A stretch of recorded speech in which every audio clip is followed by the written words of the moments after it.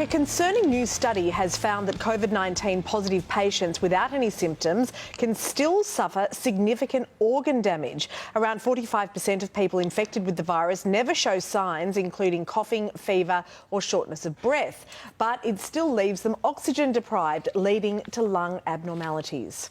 Sunrise GP Dr Ginny Mansberg joins us now. Good morning to you, Gin. So this study showed half of people infected had no symptoms, but then the CT scans showed up as having really significant lung damage. Wow. Like, you see these CTs and you're like, oh my goodness, how can they breathe? Except they can, and they're walking around absolutely fine. So what? I mean, if they feel fine, do we need to treat them? I think the thing that we don't know yet is what happens long term to these people. If they had no symptoms, do they still need treatment because they're going to long term have some lung damage, which we're starting to see a bit of? Not only lung damage, long term gut problems, long term heart problems, long term depression and fatigue. Do we need to be treating them? We don't really know. Like, should we be doing these scans at all? Don't know.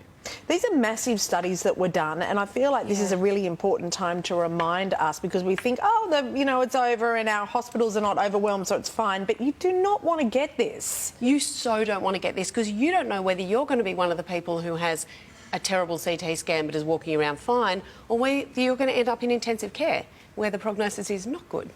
Now, you just mentioned depression there. New research has revealed how lockdown has severely impacted teenagers. This is really concerning. I was really alarmed. So I actually read, it was basically an opinion piece by a whole lot of adolescent medicine specialists who looked at a wide range of data and compiled it together to come up with this problem, where they said, number one, adolescence is a time where you stop focusing so much on your family and you really need that peer-to-peer interaction to develop your brain normally. That is a normal thing that you start to want to hang out with your friends. We've taken that off the table for so many teenagers. Is that going to do some long-term damage? Then you couple that with the fact that these guys, what are they doing? They're just on social media, right? So it's not that social media is bad for teenagers. I think it gets a really bad rap. There are subsets of social media that are bad for teenagers of particular genders at particular times of the day.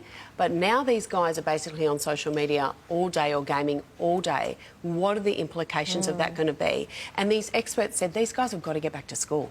It's not just the 18-year-olds because their HSC or their matriculation is coming up. It's not about their marks. This is about their brain development, where they actually need to be away from out of their beds, off their screens and interacting with each other for their brain development, because what would happen long term? Yeah, absolutely. I mean, it was really interesting just how complex that study was, because it was also showing that, in fact, social media has been great for some teenagers. Some elements of it have been terrific because it has kept them connected, but too much is this tipping point. All right, Dr Ginny, great to see you, as always.